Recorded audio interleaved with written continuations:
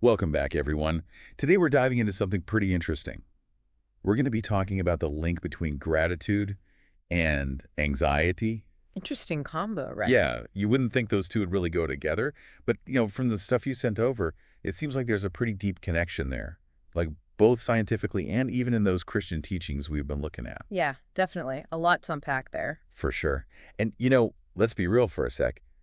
Who hasn't felt that anxiety creep in? Like when you have a deadline coming up or a big presentation, Oh, yeah. that feeling like your brain's just stuck. Right. Like, It really can be like that. totally. So can you walk me through how anxiety actually works in the brain? What's going on up there? Okay, so picture this.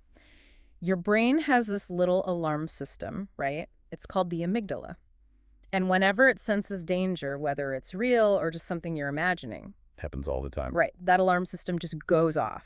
And that triggers your fight or flight response. Because the system's like freaking out. Exactly. And here's where it gets really interesting. This whole process, it floods your body with cortisol, which is the stress hormone. And that actually kind of messes with your prefrontal cortex. That's the part of your brain that's all about thinking rationally and making good decisions. So that's why we sometimes don't make the best choices when we're super stressed. You got it. It's like our brain's own security system is working against us. Wow. So how does gratitude play into this whole thing? Okay, so get this. When we practice gratitude, it actually activates a different part of the brain. We're talking about the medial prefrontal cortex and that area. It's all about emotional regulation, decision making, the stuff that anxiety messes with. So gratitude is like calling for backup, right? To help out the rational part of our brain. Exactly. And it gets even better. Gratitude actually boosts your dopamine production, which is one of those feel-good chemicals, I right? think where this is going. And that dopamine helps to calm down that overactive stress response we were talking about. It brings everything back into balance. Wow. So instead of getting hit with all that cortisol, making us feel panicky, we get a nice dose of dopamine to make us feel good. That's a pretty great trait. It is. It's wild how those different emotions have such specific effects on us. Oh, yeah.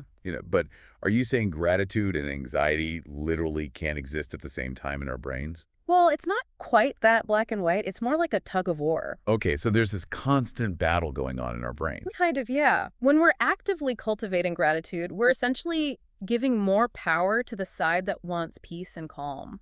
And the research backs up this whole idea that gratitude can actually work as an antidote to anxiety, right? It does. And what they're finding is pretty amazing. Studies show that people who make gratitude practices, things like journaling or prayer, a regular part of their lives, it actually starts to change their brain activity long term. Hold on, are you saying that just by focusing on what we're grateful for, we can literally rewire our brains to be less anxious? That's exactly what the research is pointing to. It's like we're creating new pathways in our brain, making it easier and easier to tap into that feeling of gratitude, even when things are tough. Wow, that is incredible. It's like we have this natural, accessible tool to reshape our brains for more peace.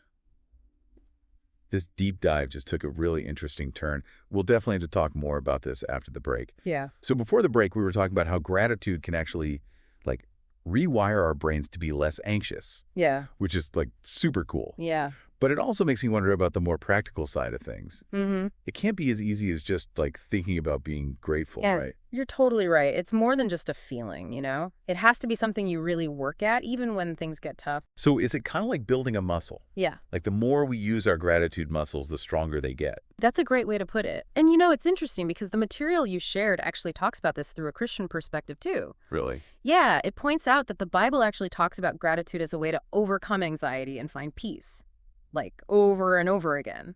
That makes a lot of sense. Gratitude is a huge part of Christianity, after all. Yeah. It's not just a suggestion. It's woven into the very fabric of the faith. Do you have any specific examples? Sure. There's Philippians 4.67, which encourages us to pray and to bring our requests to God with thanksgiving. Oh, yeah, I love that. With thanksgiving. Like, it doesn't say instead of acknowledging our worries, Right.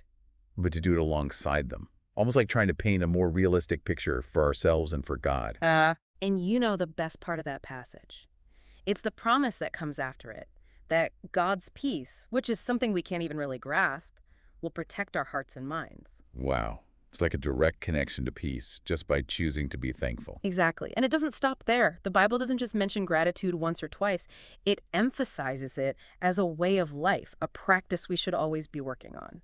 Which is fascinating because it really connects with what the research shows about the long-term benefits of gratitude, how it can literally change our brains over time It's true. It's like in 1 Thessalonians 5:18, where it says, give thanks in all circumstances, not just when things are easy. in all circumstances. Wow, that's a tough one. It suggests that gratitude doesn't depend on our situation, Right. but that it's an internal choice we can make, no matter what.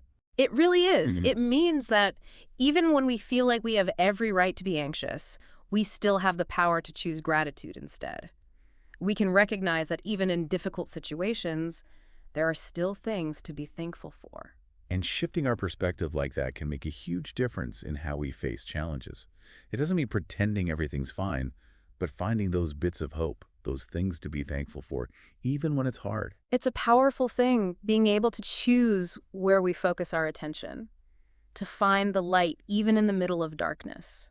And gratitude helps us do exactly that.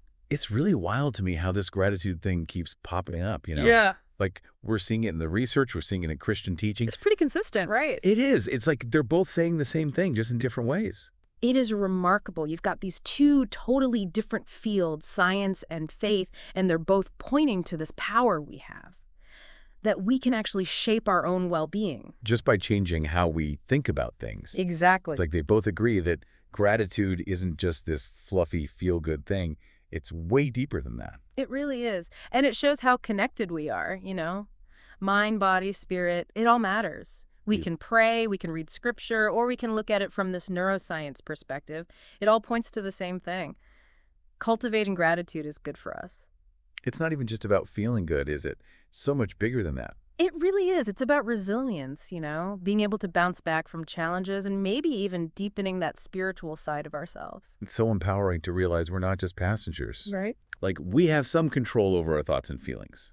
We don't have to just accept anxiety as the status quo. Exactly. And it doesn't have to be this big, overwhelming thing either. Even small, consistent practices can make a huge difference. Small steps, big impact, right? So as we wrap up our deep dive here, what's the one thing you really want our listeners to walk away with today? That they have the power to choose gratitude. Even when it feels impossible, even when things are tough, there are always things to be grateful for. And building that grateful heart, that grateful mindset, it can truly change your life. I love that. So beautifully said.